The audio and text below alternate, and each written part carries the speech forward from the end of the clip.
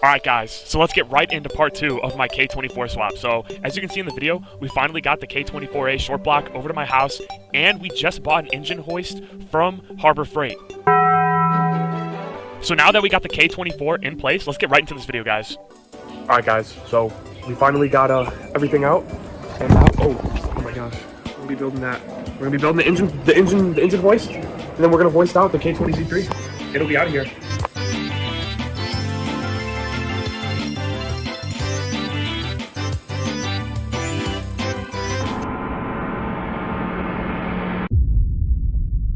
Alright guys, so this garage is getting messier and messier by the minute, but finally got the engine hoist built, so it only took a couple hours. So now we're just undoing the header, and then these mounts are coming off, and this motor is out tonight, so... Oh my gosh, I'm clenching my butt cheeks right now. So first off, why is the rear motor mount bolt like 3 feet long? And also, I'm so nervous. I know the 2 top mounts are still in, but like, I feel like once I get this bolt out, the engine's just gonna fall on me. But either way, getting this out right now. Just want to give you guys an update. My butt cheeks are clenched. Alright, so a little update for you guys.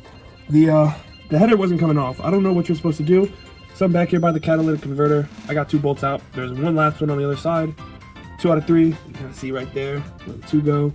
Gotta undo the O2 sensor, and hopefully this will let me release the header. Then we can finally get this engine out. Oh my gosh, it's been too many days. So I couldn't get the header off, but I took the cat off and I just decided I'm going to pull the engine out that way instead.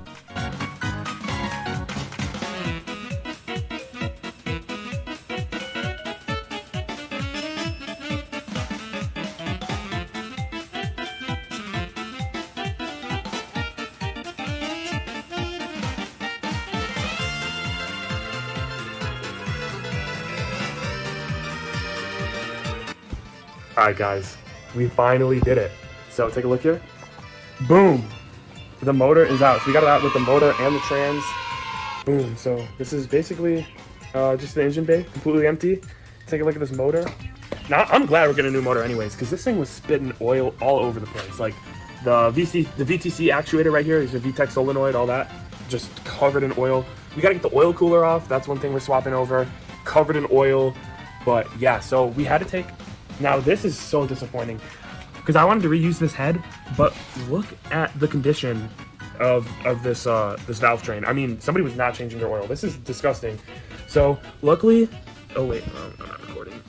There's not too much scoring on any of the camshafts or anything, so this might be salvageable. So I can use this K20 C3 head on the 24A bottom end. But yeah, that's pretty rough. Besides that, these headers still never came off. But yeah, this thing is completely out of the car. So that's like the first half of the battle, but the second half is going to be much harder. Getting the engine back into here, mounting everything up, rewiring everything. But I mean, I'm just glad we got it out. Well, I'm so excited, guys. I hope you guys are excited too, because yeah, this thing's gonna be a pretty crazy car after we get that 24A in there. Start by taking off the intake manifold. Start by taking off kind of all the accessories. Right now the motor's just hanging pretty low, so yeah, we're just gonna start with this intake manifold.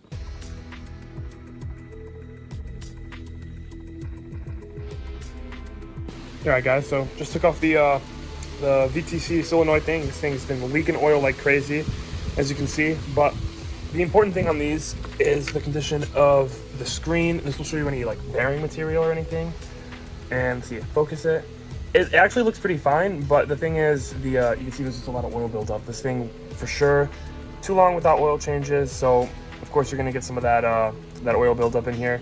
So gonna get a new screen. I mean, that should just be done anyways. But even if this was clean, get a new one. But yeah, not looking too terrible. Also took off the header. Let's see if I can, you guys can see in there. See the exhaust valves, they're looking a little white, which is fine. Pretty sure that's normal. Next, I gotta get this oil cooler off because that's gonna be transferred to the K24A. Oil cooler, the sensor right here, and then all of the accessories are also gonna need to come off, along with the oil pan. So, gotta get all those off, and yeah. All right, so just took off the AC compressor down here and the alternator, just a couple of bolts, didn't even bother to record it. But oh yeah, and so I don't know if I mentioned this already, we got to get off this oil cooler, but first I'm gonna get off this entire water housing assembly. So I believe it's just this bolt right here, a couple down here, and then we need to swap that over to the K24.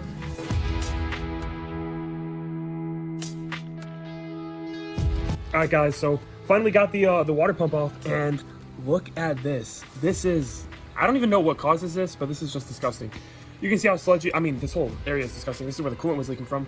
But, I mean, you can see how sludgy and just disgusting this is. So, I got the good water pump. This is what a good water pump should look like. You see, like, coolant was running through there, doing what it should. And, yeah, you can see right here, this is just disgusting. I mean, it should not look like this. Unfortunately, I have to reuse this water pump because this water pump is from Japan. And they have a different, like, alternator setup and stuff, and it doesn't work basically unless I want to run like weird JDM alternators, which is expensive. So take a look over here. I mean, you can just see the difference. This is clean. I take the stuffing out a little bit, but you can see it's clean versus absolutely disgusting. It's pretty crazy just to see that difference. All right, guys, so the time has finally come. I got bored of doing all the other stuff. I figured might as well start at the bottom, work our way up. So we're getting this oil pump done. So take a look right here. I got an RSX Type S oil pump. I added an adapter right here. So if you guys run this with the 8th gen oil pan, you have to add an adapter to make sure it's deep enough in the oil pan to get all the oil, all the suction and stuff. So yeah, we got a RSX Type S oil pump. Now, the reason you swap to this is if I take this off, it just held on by a couple bolts. I'm not gonna record that, nobody wants to watch that.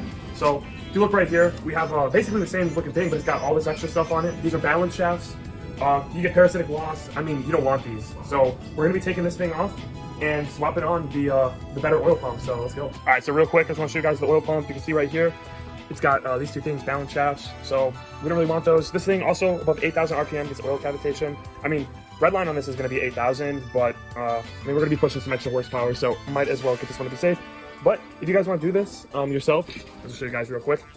You're going to need Honda Bond, only for one bolt, but that's fine. RSX Type S baffle pan, new guide, new chain, timing chain tensioner, and then a bunch of just miscellaneous bolts. I'll put these part numbers down in the description for you guys since I know all of you guys are doing this at home, so might as well. So yeah, let's get started. Well, guys, I think the worst case just happened. So this was the let me show it to the camera. This is what holds in the guide, and yeah, the threads broke off in the block. So now I'm gonna have to get this out, and I don't have a replacement part for this. So yeah, that's pretty worst case, but we'll worry about that later. We're gonna finish getting the rest off. So now there's 4 bolts holding in the oil pump. So let's get those 4 bolts and let's get it done.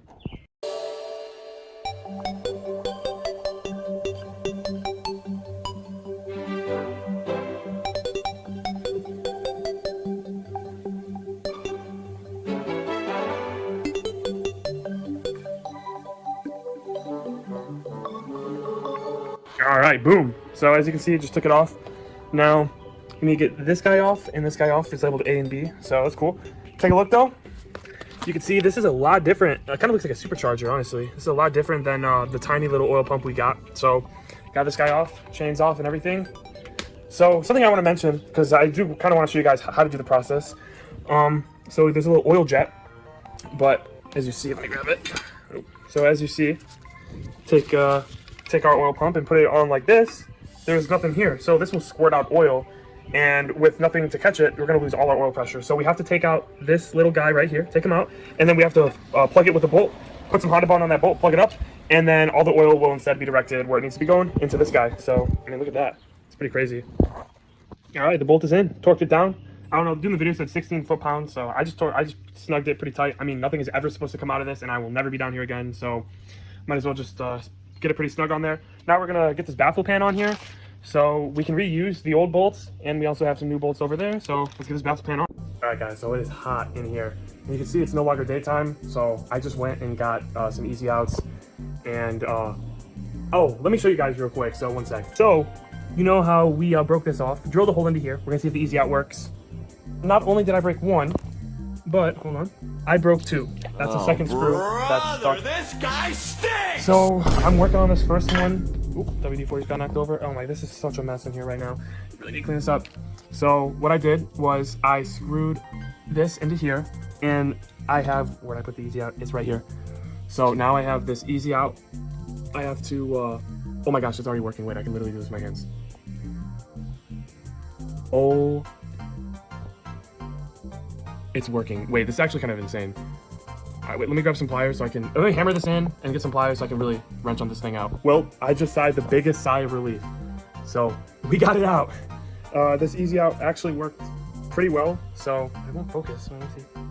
Yeah, I don't think it's gonna focus on this guy, but now it's the time I get the other one. But I actually can't believe the easy out worked. Like, I was so worried this whole project was cooked right then and there. All right, guys, so we're on to the next part of this installation here. So I'm still haven't got one of the bolts out, but that's fine. So what we're gonna do now is to make this oil pump fit, like I said before, we have to do some cutting. So I drew an outline and I have a Dremel right here. So I'm just sitting here trying to cut out this aluminum with the Dremel, but I'm actually extremely nervous for this because I've never like cut anything, and this is a pretty expensive piece.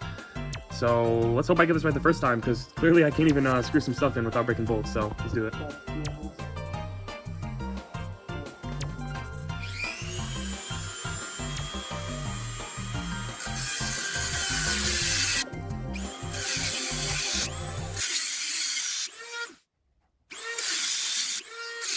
Alright guys, so I'm a bit stupid. I guess I only took one clip of me actually fitting the oil pump on.